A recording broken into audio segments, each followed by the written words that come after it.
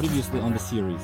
At some point, we got the idea in our garage to build a car from the future. To do this, we bought a donor car, cut it to the frame, and on the remains of Japanese glory, we're building a new story. In the end, we should end up with a bukanka from the future. Time will tell what comes of it. And we continue. The next step was to remove the floor panels so we could access the frame from all sides and prepare the platforms where all the electric car components will be installed. So, centimeter by centimeter.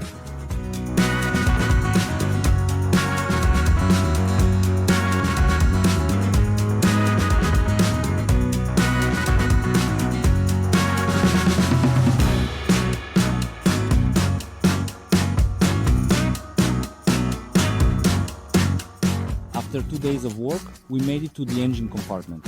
And since we are planning to build an electric vehicle, the internal combustion engine needs to be removed. And here again, we find forgotten things from the previous owner. I don't know if we did the right thing, since this cheap tuning claimed that we would lose at least 100 horsepower, but we stood our ground, sent it back to the previous owner, and calmly got to work on the disassembly.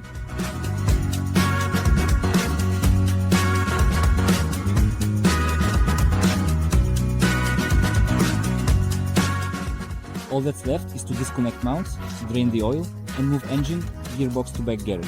That's what we're doing.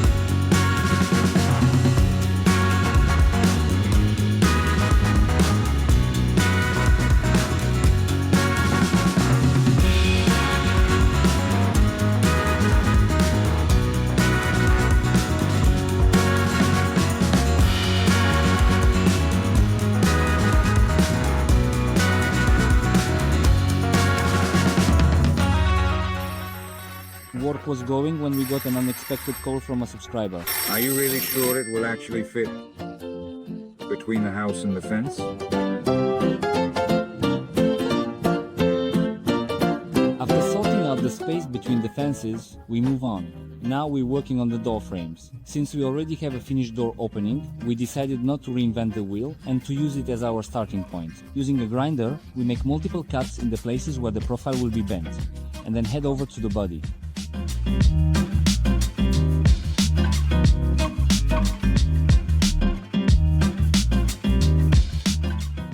To ensure an even gap all around the perimeter, we weld on these kinds of stoppers. Next, we fit the profile and shape it according to the opening, and then spend several hours welding.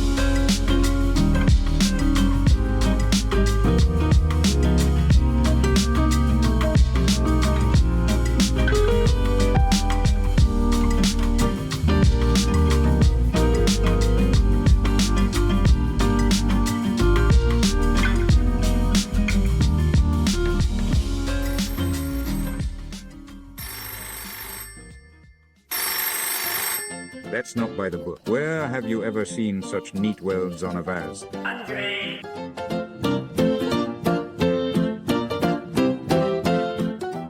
The end, Andre learned his lesson and continued, taking previous mistakes into account. As you remember, our side pillars are slightly curved to give volume and a more accurate shape. So, the door must precisely match the same profile.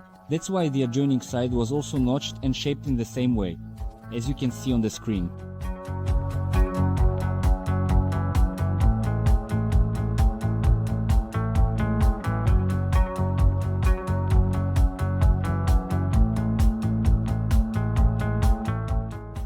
After a long day of welding and fitting, we now have a finished frame that simply needs to be freed from the embedded parts.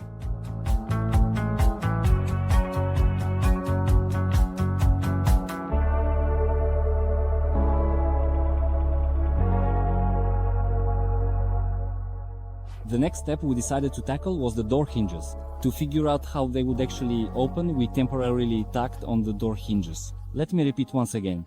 This is just a temporary setup only, so the frame can stay in place and open, allowing us to calmly develop a proper system.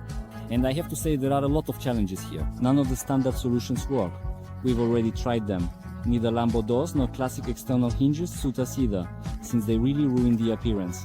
At the moment, the only solution we see is this kind of system, which is used in buses. Maybe someone has experience or ideas about this. Write in the comments or send specific suggestions to our email. Thank you. In the meantime,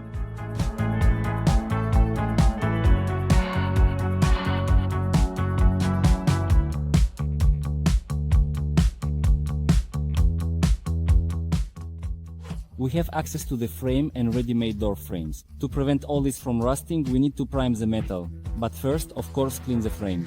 That's exactly what Valera started doing. Overall, the side members and reinforcements are in pretty good condition. There are only a few spots with through corrosion. We'll deal with those a bit later.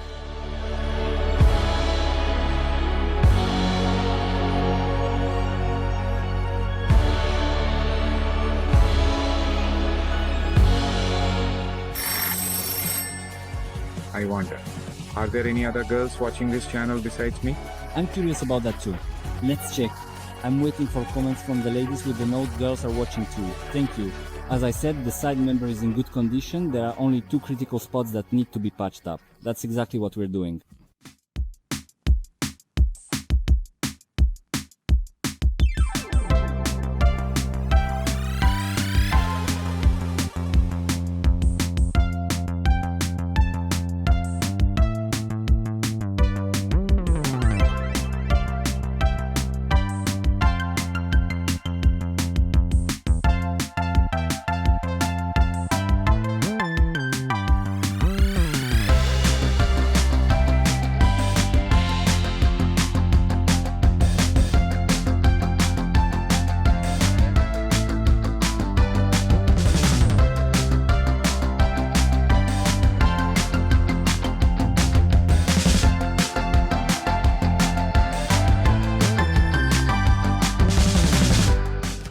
Once everything is sanded and patched up, we move on to priming.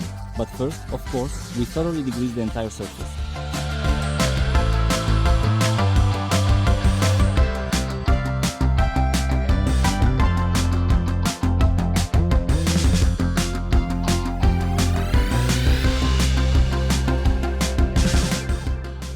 Since the body was cleaned by hand and not with a sandblaster, we can't be 100% sure of the result.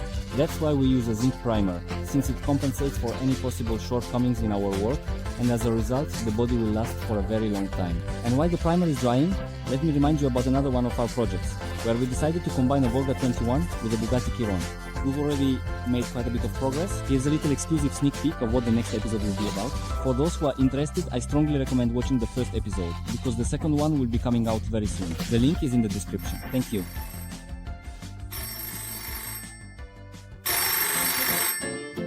The proportions need to be changed, the wheelbase increased and the height reduced. Yes, there really are a lot of questions about the dimensions and proportions. Yes, the body does look strange on camera. Let me remind you that we are building this project based solely on a single picture from one angle. As a result, the body will end up being a bit shorter than the one in the picture. This is due to the wheelbase. Let's put it this way. We don't have the long version, but in terms of harmony, everything is fine. First of all, the camera distorts the real image quite a lot. Secondly, for now we only have a thin outline. Once we add the white trims and arches around the perimeter, everything will fall into place. That's exactly what we'll be demonstrating in the near future. The rear door is being made according to the classic model. Here's a frame like this, onto which we weld the hinges.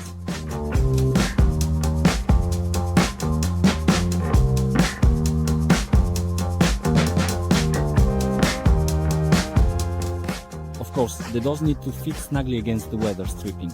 To achieve this, we weld a rib like this into the door opening, which is perfect for fitting the weather stripping. And as a result, we get this outcome. Thank you for watching.